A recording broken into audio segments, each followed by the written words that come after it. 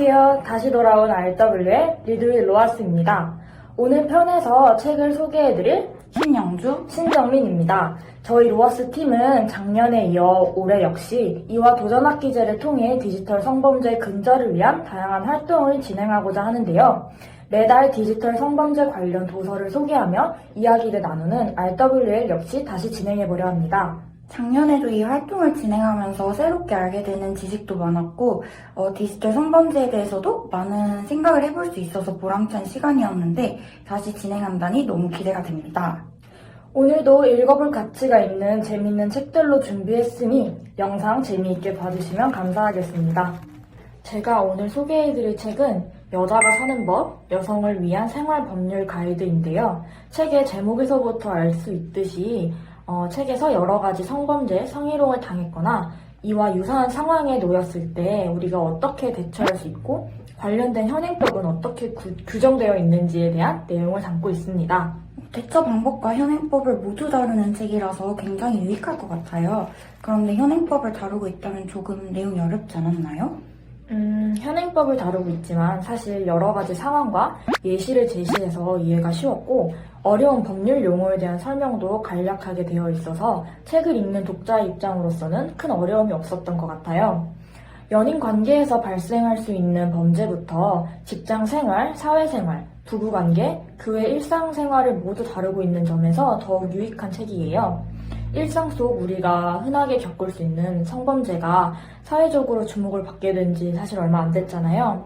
이런 상황에서 현재 어떤 사례가 어떻게 처벌받을 수 있고 처벌받을 수 없는지, 그리고 각 상황별 가장 효과적이고 빠른 대처 방안은 무엇인지를 알고 현행법의 문제점과 방향에 대해서도 생각해 볼 수 있는 책입니다. 정민벗이 읽은 책도 실생활에서 일어날 수 있는 여러 성범죄의 경우와 대처 방안을 다루고 있었네요. 사실 제가 이번에 읽은 책도 일상에서 충분히 맞닥뜨릴 수 있는 성범죄 상황들과 대처 방안들을 자세히 다루고 있어서 유익했거든요.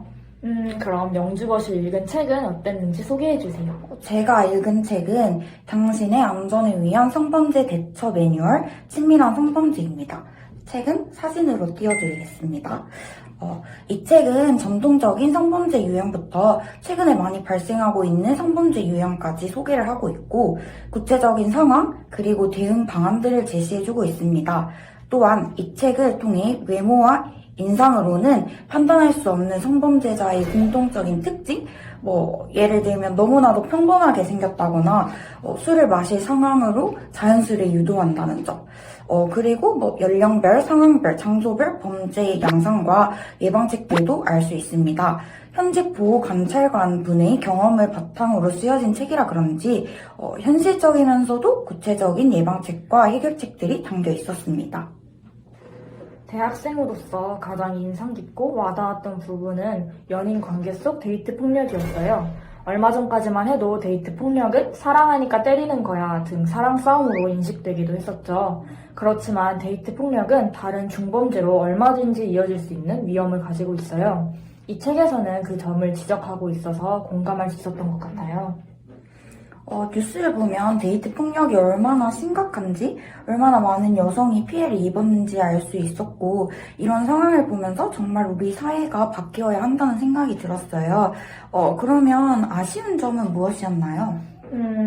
이 책에서는 디지털 성범죄 중 사이버 스토킹, 딥페이크, 리벤지 포르노 등을 다루고 있는데 디지털 성범죄가 더욱 다양해지고 그 접근 방법이 교활해진 만큼 우리 사회에서 이슈가 되었던 단톡방 성희롱이나 온라인 그루밍 등을 좀 다양한 사례를 다뤘으면 좋았겠다는 아쉬움이 있어요.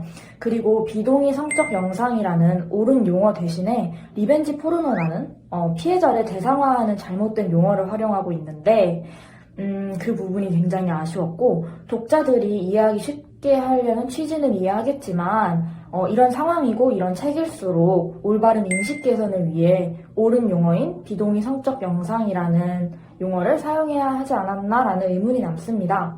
영주벗은 어떤 점이 가장 인상 깊으셨나요?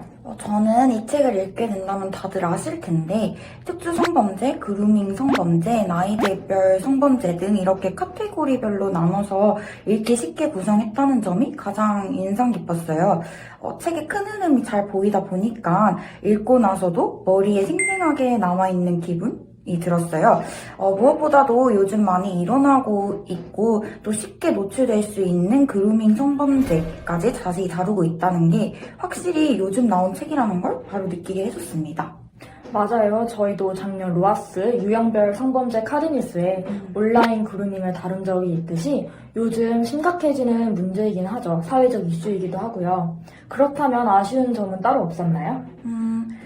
책에서 제시하는 성범죄 예방책 중에 항상 경각심을 가져라, 되도록 술을 마시지 마라, 그렇지 않으면 성범죄로부터 자유로울 수 없다, 이런 것들이 있었는데 사실 맞는 말이기도 하고 예방도 중요하지만 피해자는 잘못이 없잖아요. 성범죄 대처 매뉴얼이라 그런지 뭔가 피해자나 일반 여성들에게 중압감과 의무감을 부여하는 느낌이 좀 커서 아쉬웠어요.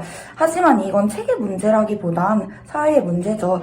이 정도에서 책에 대한 평은 마무리하고 저희가 읽은 책이 왜 디지털 성범죄와 관련이 있는지 이야기해볼까요? 네, 앞서 말씀드린 것처럼 이 책은 디지털 스토킹, 불법 촬영, 비동의 성적 영상 유포 등을 다루고 있는 점에서 디지털 성범죄와 밀접한 관련이 있습니다. 저희 로아스 팀이 카드뉴스나 영상으로 매달 다양한 디지털 성범죄를 소개해드리고 있는데 여지껏 한 번도 다루지 않은 사이버 스토킹에 대해 잠시 말씀드리고 싶어요. 사이버 스토킹은 피해자의 신고 없이는 처벌할 수 없는 반의사 불벌죄이기 때문에 피해자들이 지속적으로 정신적, 신체적 괴롭힘을 당하고 있더라도 2차 피해를 우려해 신고하지 않는 경우가 많다고 합니다. 특히 이런 스토킹은 초기 단계에서 멈추거나 신고하지 않으면 폭행, 납치, 살인 등 중범죄로 이어질 수 있습니다. 사이버 스토킹에 대해서는 처벌 조항이 있지만 이를 포함하는 더 광범위한 스토킹은 구체적인 처벌 조항이 없기 때문에 이에 대한 조치가 필요하지 않을까라고 생각합니다. 친밀한 성범죄자 이 책에서는 첫 파트에 대한민국의 성범죄 현실을 낱낱이 드러내주는 사건들을 잘 담아내고 있습니다. 그중 불법 촬영에 대해서도 얕지 않게 다루고 있고요. 또한 그루밍 성범죄 파트에선 디지털 그루밍 성범죄도 개별적으로 얘기하고 있습니다. 특히나 요즘은 스마트폰을 대부분이 소유하고 있기 때문에 청소년들이 디지털 그루밍 성범죄에 노출될 확률이 더욱 높아졌다는 점, 20대 여성들이 더 주의를 기울였으면 좋겠다고 언급되는 성관계 영상 촬영 등 모두 디지털 성범죄와 관련이 있습니다. 기술이 발전하는 만큼 편리함도 생기지만 그에 못지않게 성범죄에 사용되는 기술과 수단들이 폭넓어지고 더 악질의 범죄들이 많이 생겨난다는 점에 유념해야 할 것 같습니다. 법 관련된 말 중에 권리 위에 잠을 자는 자는 보호를 받지 못한다라는 유명한 격언이 있어요. 여성에 대한 법은 그리고 인식은 점차 여성을 보호하고 차별을 금지하고 평등을 지향하는 방향으로 천천히 바뀌고 있습니다.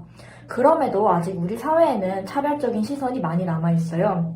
우리의 권리를 온전히 인정받고 더 나은 사회를 만들기 위해 그리고 나 자신을 스스로 지켜내기 위해 우리는 목소리를 내서 우리의 권리를 주장해야 합니다.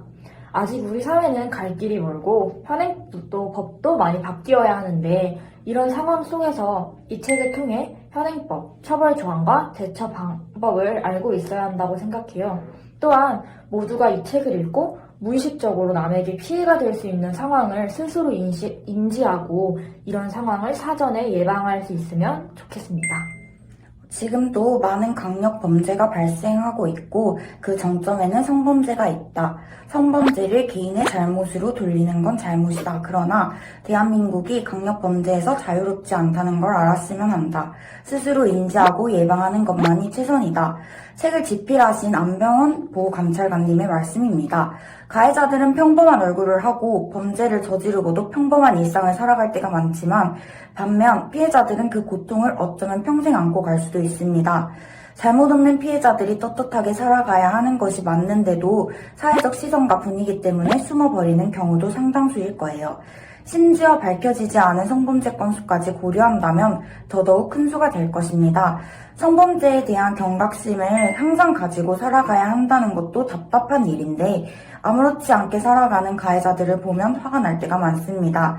작은 노력과 변화들이 언젠가 결실을 맺어 성범죄로부터 한숨 돌릴 수 있는 날이 되었으면 좋겠습니다.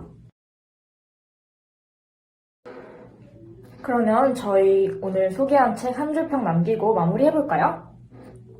여자가 사는 법, 여성을 위한 생활법률 가이드는 여성이 일상생활에서 겪을 수 있는 상황과 현행법, 대처 방안을 쉽게 설명한 책이라고 할 수 있습니다. 당신의 안전을 위한 성범죄 대처 매뉴얼, 친밀한 성범죄자는 외관으로 티가 나지 않는다. 언제 어디서나 성범죄에 대한 경각심을 가지고 예방하고 현명하게 대처할 것을 알려주는 책이라고 한 줄평 마무리하겠습니다. 다시 돌아온 리드윌 로아스 어떠셨나요? 이번에는 여자가 사는 법, 여성을 위한 생활법률 가이드와 당신의 안전을 위한 성범죄 대처 매뉴얼, 친밀한 성범죄자라는 두 책과 함께 보았는데요. 여전히 디지털 성범죄를 포함한 대한민국의 성범죄 현실은 심각한 것 같아요. 네. 그래서 저희 로아스 팀은 앞으로도 대한민국 디지털 성범죄 근절을 위해 누구보다 앞장서서 다양한 활동을 진행해 보겠습니다. 많은 관심과 응원 부탁드립니다. 그럼 다음 달에도 더욱 의미 있는 책으로 찾아뵙겠습니다. 안녕!